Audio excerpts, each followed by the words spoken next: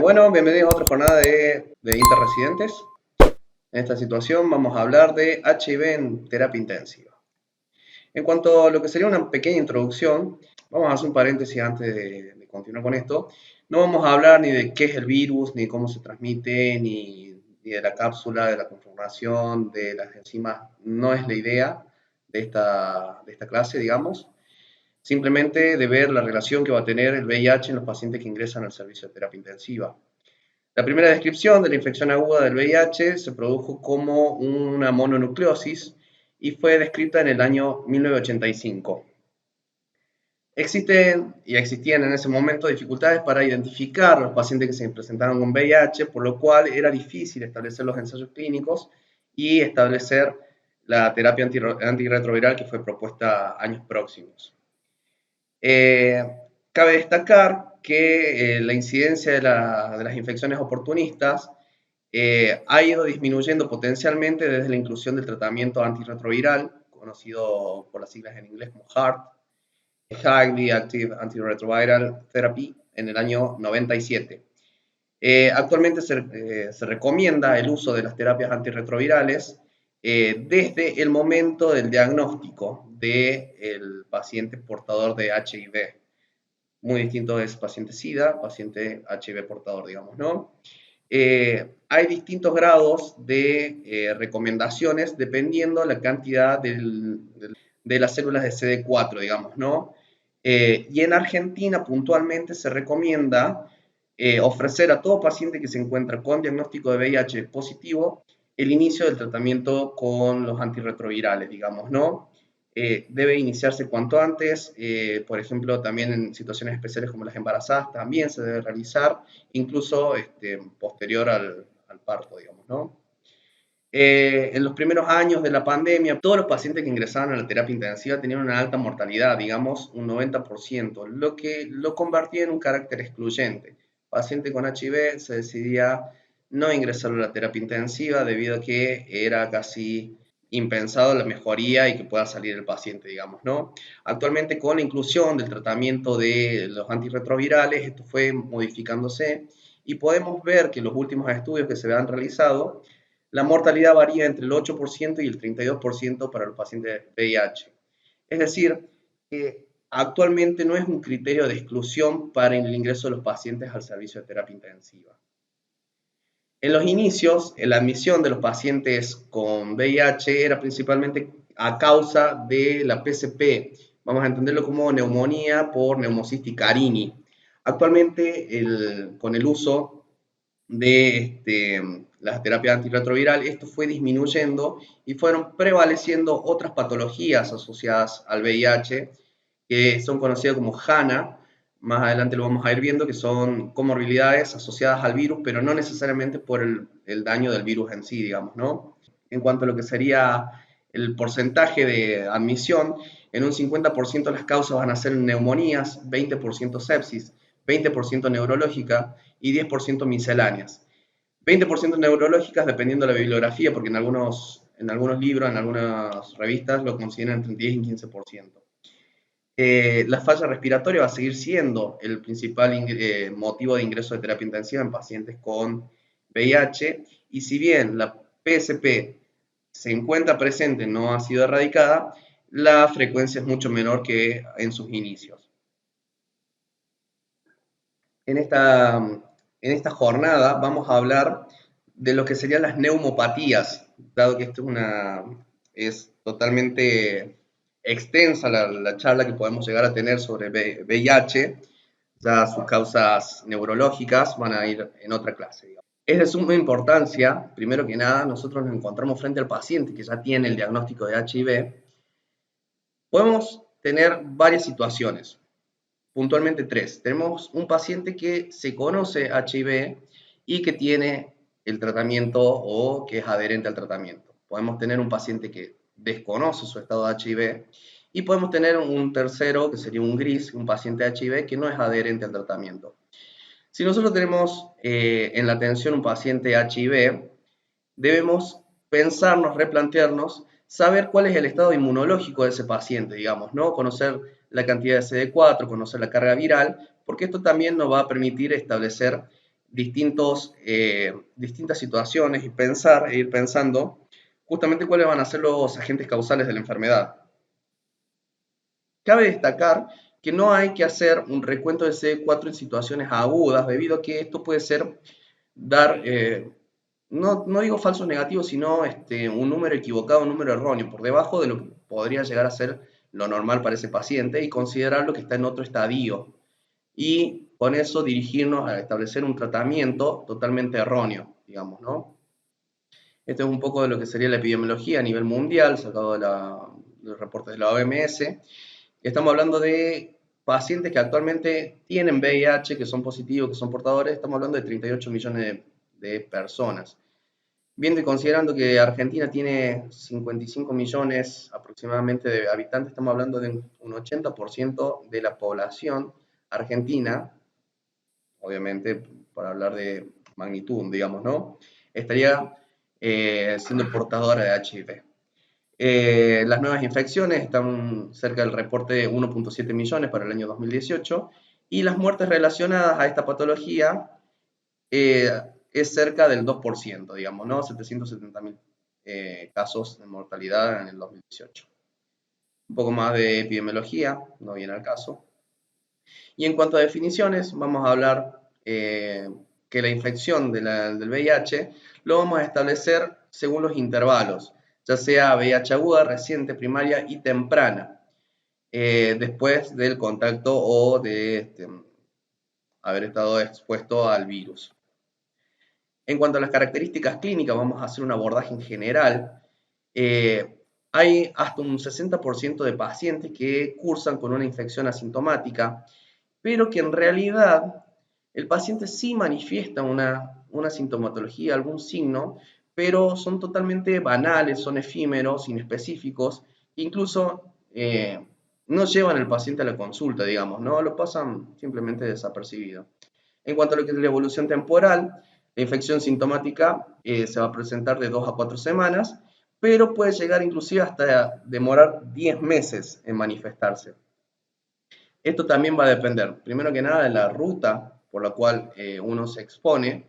Debemos recordar, puede ser transplacentaria, puede ser sexual, puede ser por inóculo, por drogas endovenosa, por compartir la jeringa, etcétera. Va a depender del inóculo, va a depender de la forma de contaminación, digamos, ¿no? Los síntomas asociados a la infección aguda por VIH van a ser conocidos como el síndrome retroviral, van a ir resolviendo solo. Sin embargo, la gravedad y la duración de los síntomas varía mucho de un paciente a otro. Son totalmente inespecíficos la sintomatología, digamos, del síndrome retroviral. Se puede observar una gran variedad, como vengo diciendo. Se puede presentar desde fiebre, febrículas 37,5, no más de 38,3, linfadenopatía, dolor, esplenomegalia, erupciones cutáneas, mialgia, artralgia, pérdida de peso, síndrome consultivo, dolor de cabeza. Síntomas constitucionales, vuelvo a decir, la fiebre, la fatiga, las mialgias, pérdida de peso, fiebres que llegan de 38 a 40 grados centígrados en las primeras 3 semanas. La adenopatía, generalmente están comprometidas los ganglios axilares, los de la cadena cervical y los occipitales. Son indoloros y están relacionados también con la respuesta inmunitaria, digamos, específica al VIH. También puede haber hepatoesplenomegalia, que generalmente es leve. En cuanto a los hallazgos orofaringeos, va a haber afección de las mucosas con formaciones de úlceras que también pueden estar relacionadas con sobreinfección por otros patógenos, digamos, ¿no? Generalmente sin agrandamiento de las amígdalas o incluso puede presentarse de una manera unilateral. Las lesiones ulcerativas son también características con un fondo enrojecido y también debemos pensar de que la exposición al VIH es la misma que para el herpes simple, para la sífilis y el chancroide. Así que también debemos tener en cuenta que estas lesiones pueden estar presentes, ¿no? En cuanto a la erupción en general, se van a presentar como máculas no mayor a 5 a 10 milímetros, rosadas, máculas pápulas que van a afectar todo lo que sería el tronco, el cuello, parte de la cara. En cuanto a los hallazgos histopatológicos, son inespecíficos de estas lesiones y la biopsia tampoco nos ayuda al diagnóstico de HIV, digamos, ¿no? los síntomas gastrointestinales, como todo elemento que tiene mucosa. Vamos a tener también una afección con diarrea, anorexia, pérdida de peso, un promedio de 5 kilos. Las manifestaciones gastrointestinales más graves son raras, incluyen pancreatitis y hepatitis, nada menos, ¿no? Signos y síntomas también hallazgos neurológicos. Esto, como dije, era un 10 a un 15% de las manifestaciones del HIV. Va a ser cefaleas, cambios en la personalidad, dolor retroorbitario. Se han diagnosticado, se han reportado en realidad casos donde hubo convulsiones tónico-clónicas asociadas a la seroconversión, hubo cambios en la conducta por una crisis de conversión. Y también puede haber compromiso del sistema nervioso periférico con el síndrome de Guillain-Barré, que ocurre hasta 20 semanas después del VIH agudo sintomático. Y también puede haber parálisis del nervio facial y braquial. O sea, hasta acá vemos totalmente florido la clínica, digamos, ¿no? De lo que sería el síndrome retroviral. En cuanto a lo que sería el diagnóstico, se puede hacer con un test rápido, un ELISA, en el mismo intento tenemos que establecer la carga viral, el ADN proviral y determinaciones de subpoblaciones linfocitarias. Ya que tenemos la muestra del suero, debemos estudiar la posibilidad de que el paciente tenga virus de hepatitis B, ya sea por el anticuerpo anticore, el antisuperficie, el virus de hepatitis C también hay que descartarlo, presencia o no de sífilis con el estudio de BDRL, FTABS, tagas, citomegalovirus o toxoplasmosis. Bueno, a lo que nos compete. Se dice que un 50% de los pacientes admitidos en terapia intensiva va a ser por causa respiratoria. Vamos a hablar de neumopatía y no solamente de neumonías. Un 20% va a ser por sepsis, un 10% por fallo renal, un 10 o un 15% por alteraciones neurológicas. Esta es la otra bibliografía que comentaba. Un pequeño gráfico. La falla renal va a ser multicausal. Primero que nada, puede ser causada por la sepsis o también por los medicamentos, digamos que son bastante nefrotóxicos. Y se presume que hasta un 5% de la población con HIV ingresada a terapia va a requerir hemodiálisis en algún momento. Otras condiciones, HANA, como ya lo dije, son condiciones no asociadas al VIH, son causas, son patologías causadas por la infección del VIH, pero no necesariamente por el efecto dañino del virus, como predisposición al EPOC, enfermedades cardiovasculares aceleradas, síndromes coronarios agudos, fallo cardíaco, varios tipos de cáncer, sarcoma de Kaposi, bronquiectasia, fallo renal, vuelvo a decir. En cuanto a lo que serían las enfermedades oportunistas del paciente VIH, las complicaciones respiratorias causan mucha mortalidad en la población. Vamos a hablar de bronquitis aguda, neumonías bacterianas, neumocistosis. Esto siempre va a estar relacionado en lo que sería en cuantía a los CD4. Obviamente va a ir disminuyendo la presentación de la neumocistosis con relación a la neumonía bacteriana. Los agentes causales más frecuentes, siendo los bacterianos, no identificados o bien Streptococcus pneumoniae, Haemophilus influenza. ¿Por qué no identificados? En realidad es porque nosotros establecemos una terapia empírica inicial y generalmente lo estaríamos cubriendo y no necesitaríamos llegar al estadio de estudiar cuál es el agente causal, digamos, ¿no? Las micobacterias principales van a ser el Mycobacterium tuberculosis, los hongos, Pneumocystis jirovesi. Los menos frecuentes pero no menos maligno, digamos, ¿no? El estafilococo de aureus en caso de que los pacientes sean drogadictos por vía endovenosa. Las micobacterias también tenemos que tener en cuenta el complejo Mycobacterium avium, los hongos, el Cryptococcus neoformans, que en realidad esto está más relacionado con la parte neurológica más que con la parte respiratoria. El Histoplasma capsulatum, que tiene una manifestación respiratoria, virales como cualquier población, ya sea por el virus de influenza, parainfluenza, el citomegalovirus, y parasitarias, Toxoplasma gondii y Strongyloides stercoraris. Obviamente que nosotros cuando ya tenemos el paciente con el diagnóstico de VIH debemos establecer cuál es el estado inmunológico y dependiendo de esto nosotros vamos a ir pensando cuáles serán los agentes etiológicos de las distintas enfermedades, ¿no? Por ejemplo, si tenemos más de 500 células de CD4, el paciente se va a presentar con un síndrome retroviral agudo, candidiasis vaginal, complicaciones no infecciosas, vamos a tener linfadenopatía, un Guillain-Barré, meningitis aséptica. Entre 200 y 500, lo más importante es pensar en neumonías por neumococcus, tuberculosis pulmonar, candidiasis orofaringea, eh, complicaciones no infecciosas, cáncer cervical, linfoma Hodgkin, neumonitis intersticial linfocítica. Por debajo de los 200 CD4 ya tenemos que pensar la posibilidad de que el paciente se presente con una neumocistosis, una histoplasmosis diseminada, una coccidioidomicosis. La TBC, que si bien estaba presente entre 200 y 500, en este caso va a ser extrapulmonar y miliar. Ya el paciente va a estar débil, con una neuropatía periférica, demencia, cardiopatía. Por debajo de 100 CD4, pensar en toxoplasma, en criptococosis, criptosporidiosis, esofagitis candidiásica. Y por debajo de 50 CD4, podemos pensar en el citomegalovirus diseminado o en el complejo Mycobacterium avium. También la presentación no infecciosa sería un linfoma del sistema nervioso central. Acá un pequeño gráfico que también explicaría un poco de manera de resumen lo que acabo de nombrar. Y bueno, tenemos el paciente. Bueno, ¿qué tenemos que pedir ante un paciente que consulta a la guardia? De rutina, un laboratorio. ¿Qué nos hace ir pensando que el paciente se encuentra inmunocomprometido o siendo portador de VIH? Primero que nada, en el hemograma vamos a ver neutropenia.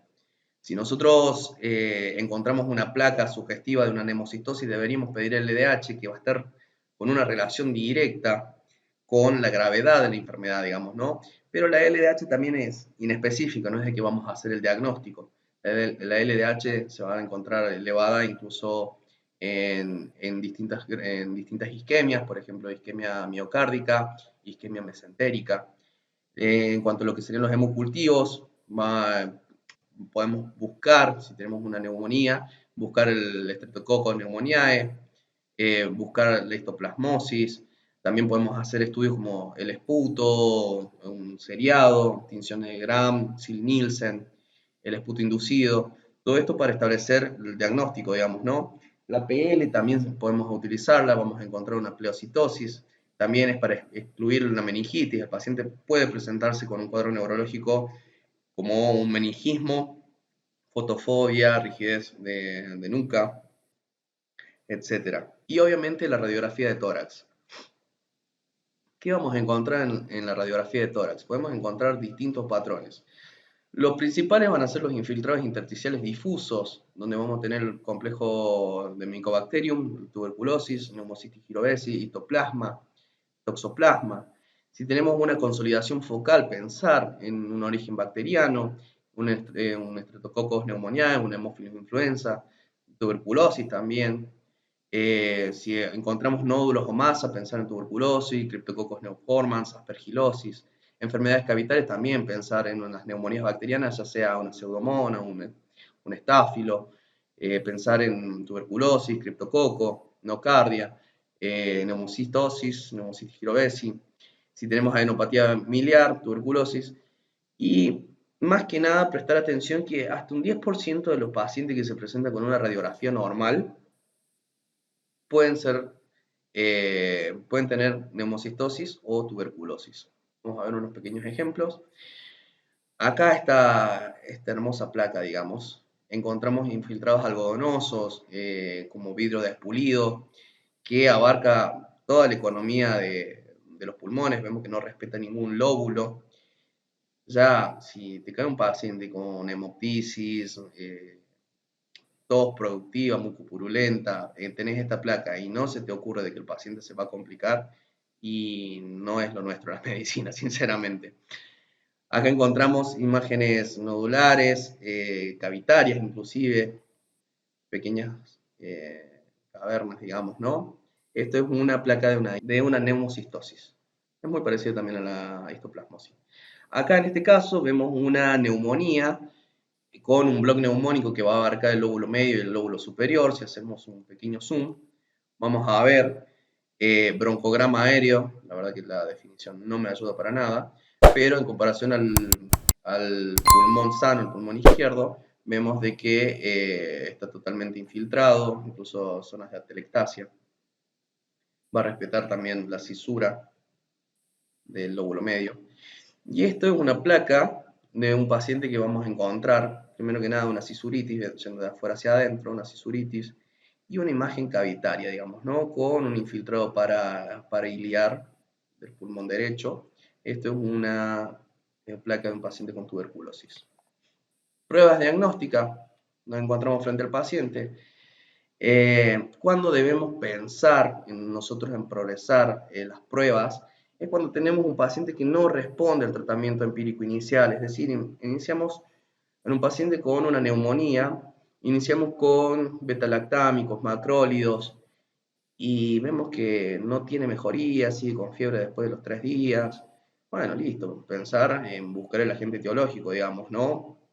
Ya sea con hemocultivos, que ya sea con fibrobroncoscopía con lavado bronquialveolar, un ataque de tórax que nos va a permitir con mayor definición poder establecer si tiene cavidades, si tiene nódulos, linfadenopatía.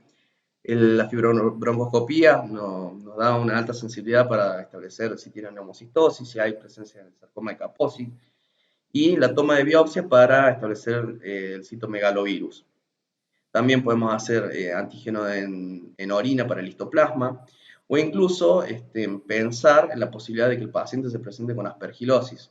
Digamos, obviamente, antes de realizar una cirugía toracoscópica, video asistido, un BATS, para determinar si tenemos aspergilosis, podemos hacer la prueba del galactomanano en sangre, que eso también es diagnóstico.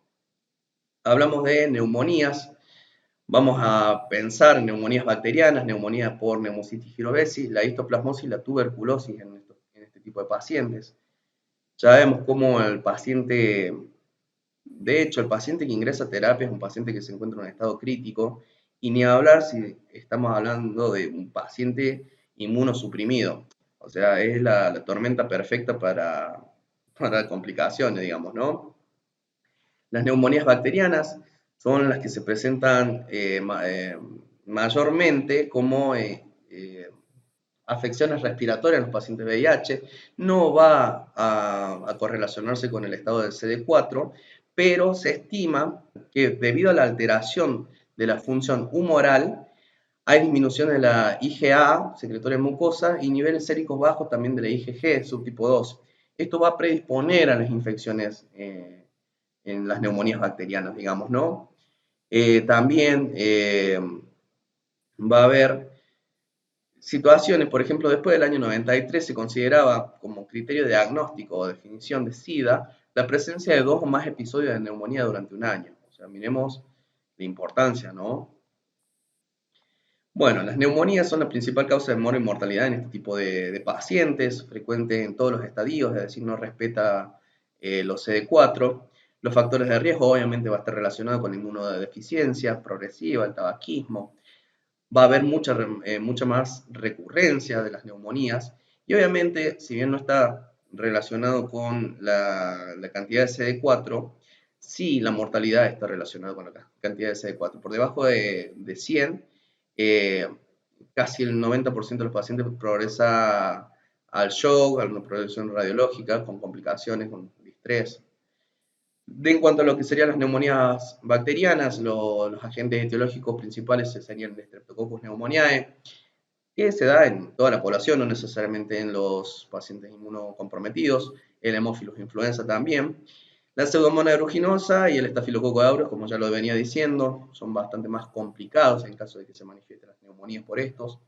Y el Staphylococcus aureus está relacionado con el uso de drogas endovenosas.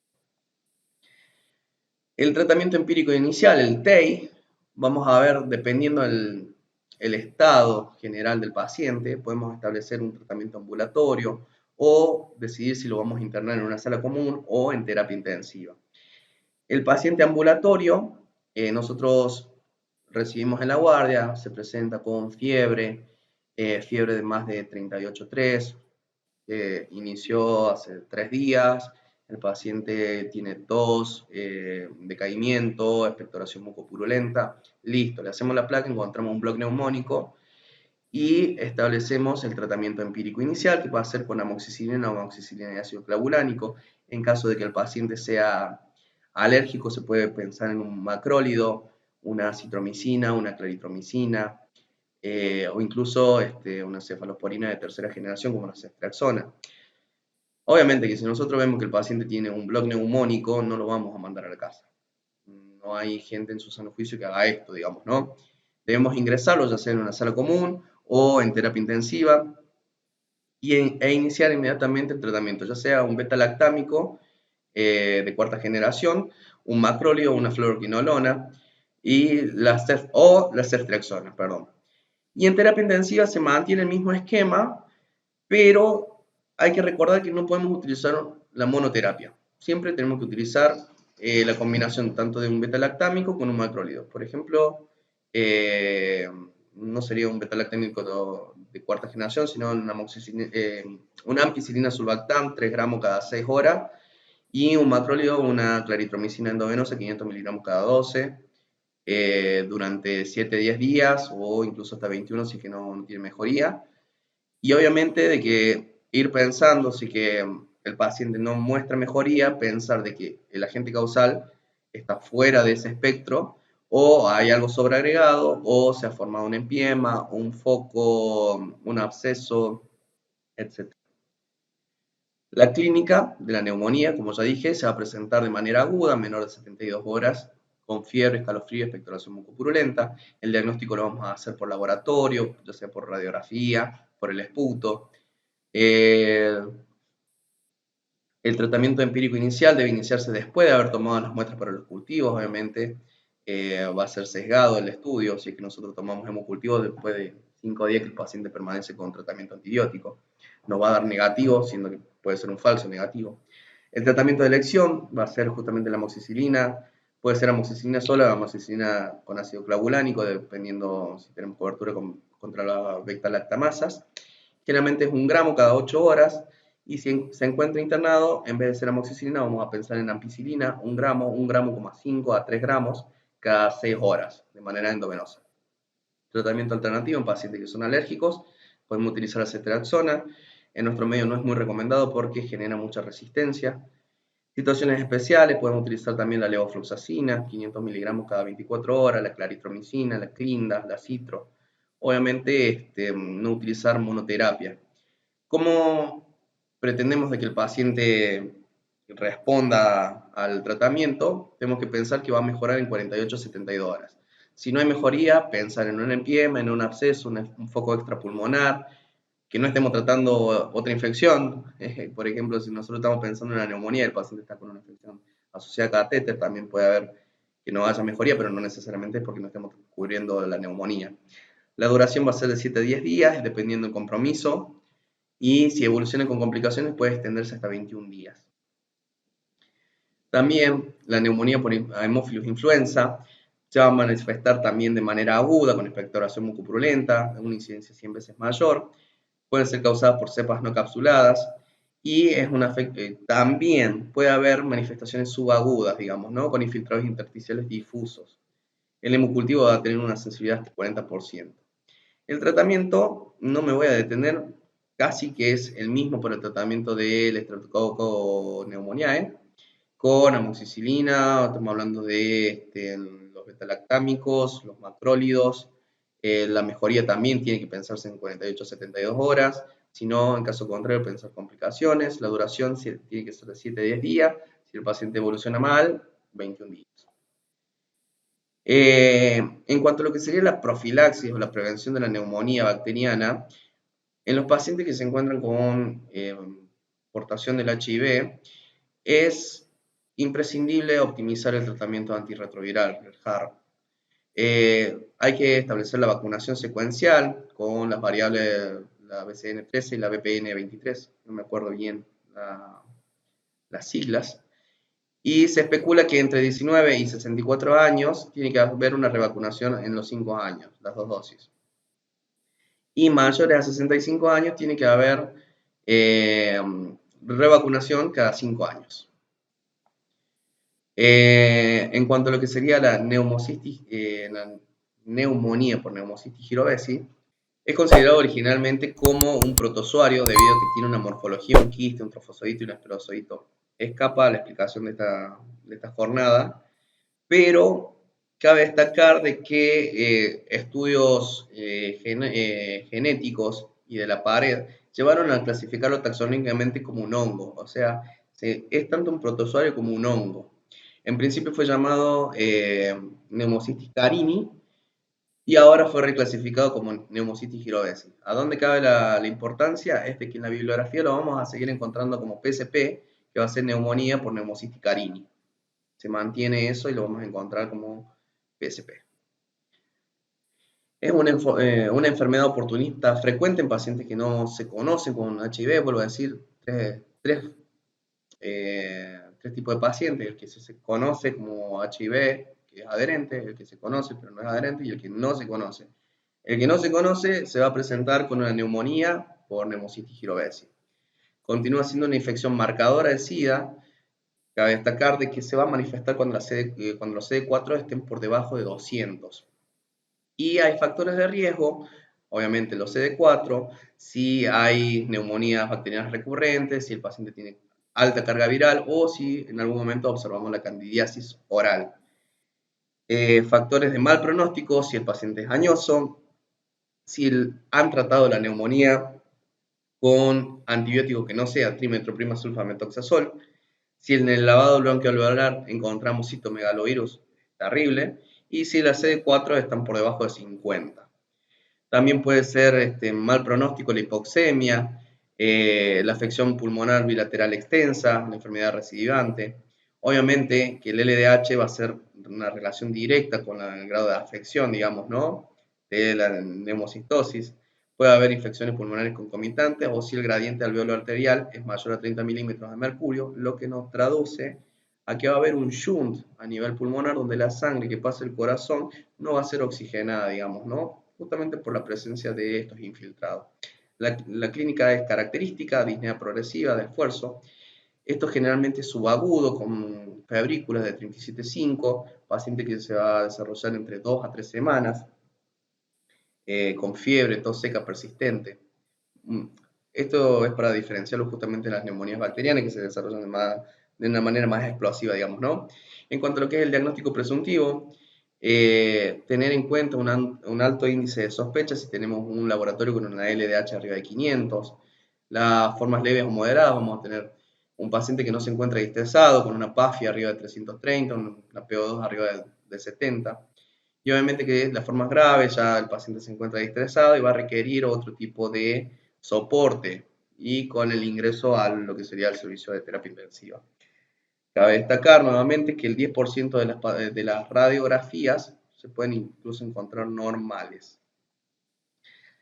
Otro tipo de estudio que se puede realizar para establecer el diagnóstico es la tomografía axial computada, que vamos a ver en este hermoso ejemplo cómo encontramos engrosamiento de los septos, zonas de atelectasia, zonas cavitadas, vidrio despulido, bastante florido, digamos, la tomografía esta, ¿no?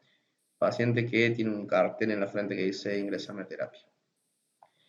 Los diagnósticos de certeza, no nos vamos a detener acá, simplemente con el lavado bronquialveolar, hacemos coloración Giemsa, Gram, Weiher, coloración con azul de toludina, técnicas de fluorescencia, etc. Los diagnósticos de certeza pueden ser por detección del ADN, por una reacción de cadena de polimerasa, del lavado bronquialveolar. Esto es controvertido, primero que nada porque no hace el diagnóstico. Muchos de nosotros podemos incluso ser portadores de Pneumocystis girovesi y no necesariamente tener la neumonía. Pero ¿cuándo nos sirve esto? Por ejemplo, para descartar. Si tenemos un paciente con esa plaga, con esa tomografía y la reacción en cadena de polimerasa da negativo, listo, no es Pneumocystis girovesi. Eso es lo único que nos sirve, por eso es controvertido. También debemos pensar de que si el paciente no responde al tratamiento empírico, pensar en un método broncoscópico con observación directa. Digamos, el tratamiento debe iniciarse antes de ejecutar el procedimiento, porque los microorganismos persisten por días y semanas. Puede haber recidivas, con un diagnóstico se basa en la clínica y no solamente en el hallazgo del microorganismo. Puede haber, vuelvo a decir, puede persistir en las secreciones bronquiales, pero no necesariamente va a estar asociado a un nuevo episodio de neumonía. Acá un paréntesis, si bien viene la parte de lo que sería el tratamiento, que el estado general del paciente va a empeorar una vez de que se inicie el tratamiento. ¿Por qué? Porque se va a producir la lisis de este agente y va a desencadenar una respuesta inflamatoria aún mayor, digamos, ¿no? No deberíamos asustarnos, no deberíamos decir, che, el paciente no está mejorando, no, en realidad el tratamiento está siendo efectivo. El tratamiento va a ser de 15 a 20 miligramos de trimetroprima sulfametoxazol kilogramos día durante 21 días. Regla práctica. Se hace trimetroprima sulfametoxazol dúo 800-160, 21 días. Una toma cada 8 horas. Si el paciente se encuentra con una saturación por debajo de 92, una PO2 por debajo de 70 milímetros de mercurio, una PAFI por debajo de 330 al kilo, ya lo tenemos distresado al paciente, debemos establecer el tratamiento conjunto con corticoides. Se puede utilizar prednisona, se puede utilizar dexametasona, hidrocortisona, metilprednisolona. En este caso, si el paciente tolera vía oral, podemos optar por la prednisona, 40 miligramos cada 12 horas durante 5 días, los siguientes 5 días 40 miligramos día, y los siguientes 11 días va a ser 20 miligramos día. Tratamiento alternativo, hay pacientes que son alérgicos, podemos utilizar clindamicina, también es controvertido el uso, o la primaquina, 15 a 30 miligramos día. Obviamente que si el paciente se encuentra con un fallo respiratorio, pensar en la oxigenoterapia, proveerle una fuente enriquecida de oxígeno, ya sea con máscara Venturi, una narina, una máscara reservorio, todo esto en caso de hipoxemia leve. Pensar, ya que lo tenemos en terapia intensiva, que existe la posibilidad de la asistencia ventilatoria mecánica, digamos, ¿no? Antes que caigamos en eso, podemos intentar el BNI, la ventilación mecánica no invasiva. Todo con la idea de evitar lo que sería la asistencia respiratoria. Entrando en otro germen, en este caso la histoplasmosis, estamos hablando de un hongo dimorfo, que el agente etiológico va a ser el Histoplasma capsulatum, variedad capsulatum, que se encuentra desde el sur de Canadá hasta el Río de la Plata, es decir, casi que en toda América se va a encontrar este hongo, entonces estamos casi todo expuesto, digamos, ¿no? Primero que nada, la enfermedad se va a producir por una reexposición con un gran inóculo del hongo, generalmente por vía inhalatoria, digamos, ¿no? De las microconidias. Los factores de riesgo van a estar asociados a la cantidad de CD4 por debajo de 200 células por microlitro, antecedentes de exposición a gallineros, es decir, granjeros, y serología positiva de anticuerpos fijadores del complemento. La mayoría de los pacientes con estadio SIDA van a desarrollar la histoplasmosis diseminada y alguna otra infección oportunista. Puede aparecer incluso hasta en el 25% de los pacientes SIDA de una área endémica. Se considera como la tercera micosis potencialmente fatal después de la criptococosis y la neumocistosis. La clínica va a ser un síndrome consuntivo con una pérdida de peso del 90% en el estadio SIDA, en una histoplasmosis diseminada progresiva, paciente febril, vamos a tener hepatoesplenomegalia, adenopatías, alteraciones mucocutáneas, esto sí es una condición casi sine qua non, porque va a haber manifestaciones a nivel de la lengua, en la cavidad oral, lesiones induradas, profundas, indoloras, va a comprometer laringe en sí, a labios. Puede haber una afectación pulmonar hasta en un 50%, con tos, disnea, pueden ser también asintomáticos. La afección gastrointestinal, como elemento que tiene mucosa, se puede manifestar con diarrea, fiebre, dolor abdominal, pérdida de peso por la anorexia. Y a nivel del sistema nervioso central, hasta un 20% puede haber un foco neurológico, convulsiones, fiebre, déficit neurológico y alteraciones del sensorio. El diagnóstico lo vamos a ir pensando ya que cuando tengamos una radiografía que sea subjetiva, vas a decir, esto no es una neumonía normal, vamos a encontrar opacidades nodulares dispersas, un patrón reticular difuso, una radiografía normal puede ser hasta en un 30%. Obviamente los cultivos, pueden ser hemocultivos, pueden ser broncoscopía pulmonar, un lavado bronquialveolar, o incluso una biopsia de médula ósea donde vamos a encontrar los histocitos fagocitando los eritrocitos. Como una condición, una miscelánea en el comentario ese. Acá vemos dos tomografías bastante complicadas, digamos, ¿no? Acá vemos una imagen con un compromiso unilateral, con cavidades, engrosamiento de los septos, puede haber incluso neumotórax por destrucción de los septos. Y en esta situación vemos como un patrón más centrífugo con diseminación, micronódulos.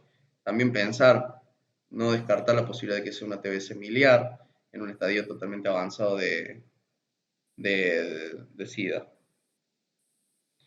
Bueno, en cuanto a lo que sería el laboratorio que podemos llegar a encontrar en este tipo de pacientes, vamos a encontrar pacientes anémicos en un 90%, trombocitopenia, leucopenia en un 80%. Hay alteraciones en las enzimas hepáticas, hay elevación de la LDH. Esto también se produce con neumocitis girovesi, son los dos únicos que van a elevar la LDH. El diagnóstico, vuelvo a decir, se puede hacer con los hemocultivos hasta un 80% de sensibilidad, puede ser por biopsia, punción, aspiración con aguja fina, puede ser detección de un antígeno a nivel de la orina por ELISA, la serología por los anticuerpos fijadores de complemento, etc. El tratamiento de la histoplasmosis, de las formas moderadas a graves, primero que nada, internación en terapia intensiva. Vamos a iniciar el tratamiento con anfotericina liposomal, 3 miligramos kilogramos día durante 2 semanas o hasta la mejoría clínica. Luego continuamos con itraconazol, 200 miligramos cada 8 horas por 3 días y luego cada 12 horas. Las formas leves podemos iniciar directamente con el itraconazol, con una carga de 200 miligramos cada 8 horas durante 3 días y luego mantenimiento de 200 miligramos cada 12 horas. ¿Cuánto tiene que durar el tratamiento? Ni más ni menos que 12 meses. La suspensión va a ser luego del año, realizamos hemocultivo, nos da negativo, listo, cancelamos y optimizamos también el tratamiento antirretroviral. En cuanto a lo que sería la tuberculosis, se debe, vuelvo a decir, no vamos a hablar ni del agente causal, ni de la morfología, ni de la taxonomía. La tuberculosis, la relación que va a tener con el HIV, se va a deber al aumento, a la predisposición, a la reactivación de una infección latente por TBC, ya sea justamente por la inmunodeficiencia adquirida del paciente. La presentación clínica se va a relacionar primero que nada con el CD4, sabiendo que entre 200 y 500 CD4 por microlitro va a haber una afección más que nada pulmonar, con afección del lóbulo medio y bajo, medio y superior, perdón. Y si está por debajo de los 200 CD4 microlitros, puede haber afección del lóbulo medio, bajo, extrapulmonar, puede haber parailiar, puede ser una infección TBC miliar, etcétera, digamos, ¿no? Está relacionado con la cantidad de CD4. La patogenia está causada por el Mycobacterium tuberculosis, también conocido como bacilo de Koch. El VIH, primero que nada, va a incrementar el riesgo de la activación, primero que nada por el compromiso del estado inmunológico. Estamos hablando de que tiene una frecuencia incluso de un 10% de los pacientes VIH se van a presentar con TBC. Los factores de riesgo va a ser la inmunosupresión grave, en fase avanzada. Vuelvo a decir, la alta prevalencia de enfermedades extrapulmonares y diseminadas y afección extrapulmonar concomitante. Esto es todo relacionado a la cantidad de CD4, estado inmunológico y estado general del paciente. En cuanto a las características que distinguen la tuberculosis extrapulmonar asociada al SIDA, hay mucha afectación multifocal, digamos, ¿no? Puede afectar a nivel neurológico, puede afectar a nivel del sistema digestivo, puede haber compromiso de las pleuras, puede ser mediastino, a nivel de abdomen, peritoneo, a nivel del tórax en la pleura, va a haber derrame. Esto también nos puede servir como diagnóstico, digamos, ¿no? Si estudiamos el líquido, podemos establecer una observación directa y ver cuál es el agente causal. Puede haber abscesos a nivel del hígado, del páncreas, próstata, vaso, etcétera, digamos, ¿no? La tuberculosis extrapulmonar predice un mayor riesgo de síndrome de reconstitución inmune, paradójico, cuando se instaura la terapia antirretroviral. Esto quiere decir que cuando se inicia el tratamiento, empeora. Es exactamente lo mismo cuando se produce con neumocitis girovesi, iniciamos el tratamiento, el paciente decae, pero no necesariamente es porque esté mal el tratamiento. Es muy difícil establecer el diagnóstico cuando nos encontramos con una mayor inmunosupresión. Primero que nada, la prueba más fácil de realizar era la tuberculina, la PPD. Va a tener anergia, digamos, no va a reaccionar, va a haber formas oligosintomáticas, o sea, la clínica va a ser bastante florida. Nos va a costar diferenciar la enfermedad activa latente, puede haber compromiso de varios órganos, de varios sistemas. El diagnóstico diferencial es bastante complejo. La clínica de estos pacientes que se presentan con tuberculosis, son síntomas constitucionales con pérdida de peso, fiebre. Generalmente es un desarrollo subagudo de 15, 45 días, adenopatía, hepatoesplenomegalia. Si es una TBC pulmonar, el paciente se puede presentar con tos, expectoración, hemoptisis. Si es ganglionar, vuelvo a decir, compromiso de los ganglios axilares, laterocervicales, los mediastínicos. Y otras manifestaciones va a ser la meningitis hasta en un 5%. Puede haber también abscesos esplénicos y hepáticos, tuberculosis pancreática. Puede afectar cualquier serosa, digamos, ¿no?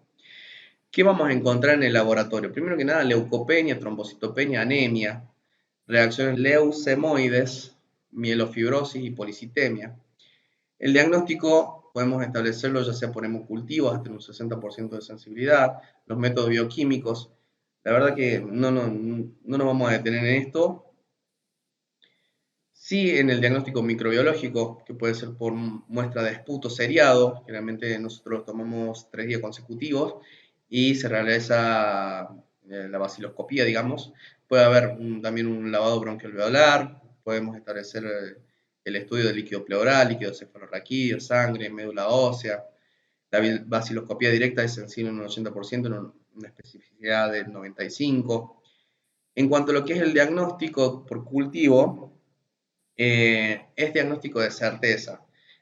Podemos establecer el estudio de la sensibilidad, o sea, enfrentarlo a un antibiograma. Si son muestras sólidas, pueden ser positivas de 2 a 4 semanas, negativas recién 6 a 8 semanas, en un medio líquido de 2 a 3. Y vamos a tener mejor rendimiento de líquido cefalorraquídeo con una pleocitosis o elevada cantidad de neutrófilos.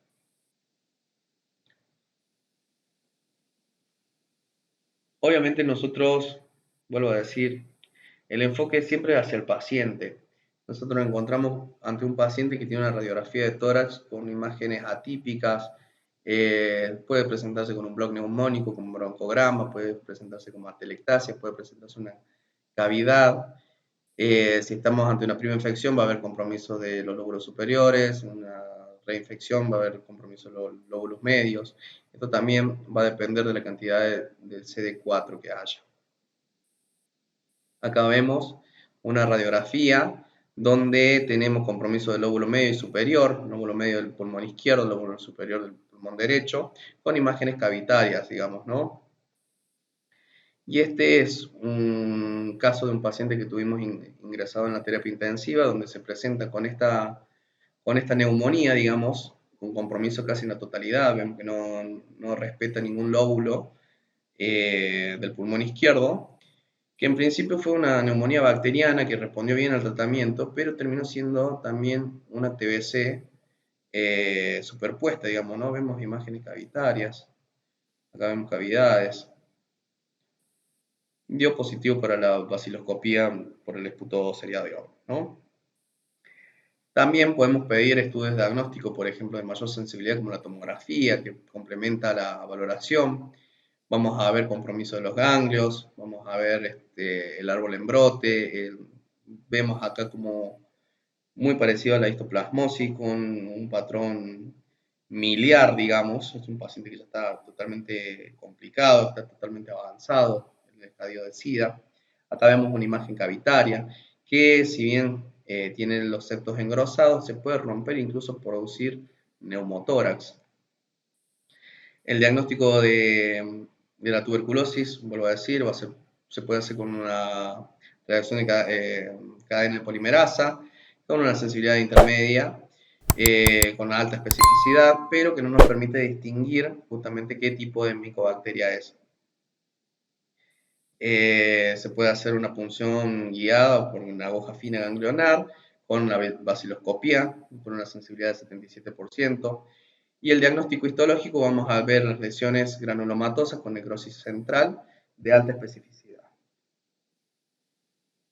El tratamiento en terapia, eh, rara vez podemos iniciar nosotros el tratamiento dirigido a la tuberculosis con un diagnóstico certero por cultivo, digamos, ¿no? Es decir, nosotros tenemos el paciente, sospechamos la tuberculosis inmediatamente, como buenos intensivistas que somos, vamos con todo. Empezamos el tratamiento, no hay que retrasar el tratamiento ante la sospecha clínica, va a incluir el cuádruple esquema, isoniazida, rifampicina, etambutol, piracinamida. El inconveniente acá, ¿qué es lo que pasa? Los pacientes que ingresan a terapia intensiva están en un estado crítico, digamos, ¿no? Entonces la administración de drogas se ve por ahí complicado. Vamos a tener un paciente que está en ARM y la deglución va a ser por sonda nasogástrica, puede ser errática la absorción por el estado edematoso del sistema digestivo, por eso la absorción enteral es incierta. También el estado crítico del paciente nos va a llevar a niveles bajos de albúmina, que esto también va a condicionar las concentraciones de rifampicina, del etambutol. Como dije, el tratamiento va a ser el cuádruple esquema con rifampicina, isoniazida, piracinamida y etambutol. Se realiza durante 2 meses, durante 60 días. Obviamente que va a depender según el peso. Y la fase de continuación es, a partir de los 2 meses, determinada la toma de el cuádruple esquema, se continúa con el doble esquema, la doble asociación que va a ser la rifampicina y la isoniazida durante 4 meses más. Si en caso de ser afección neurológica, esto se progresa hasta 1 año, digamos, ¿no? Uy. Tratamiento con corticoides, se ha propuesto que tiene mayor sinergia, digamos, el tratamiento, el cuádruple esquema con el uso de corticoides. Eh, Obviamente que el paciente tiene que estar en un estado totalmente grave y totalmente avanzado de lo que sería la infección, digamos, ¿no? También saliendo un poco de lo que sería la TBC, hay que nombrar las infecciones parasitarias y acá se viene lo que sería el Toxoplasma gondii, que si bien la afección principalmente en los pacientes con VIH es a nivel del sistema nervioso central, hay una pequeña pero importante a tener en cuenta afección a nivel respiratorio, digamos, ¿no? No debemos pasarlo por alto.